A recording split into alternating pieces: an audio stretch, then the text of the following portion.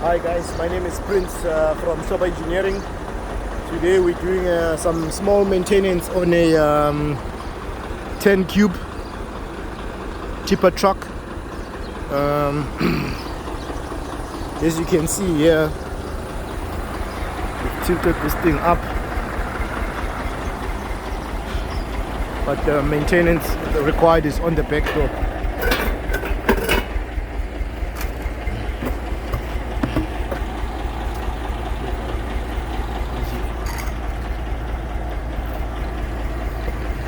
As you can see over there, it has had a crack.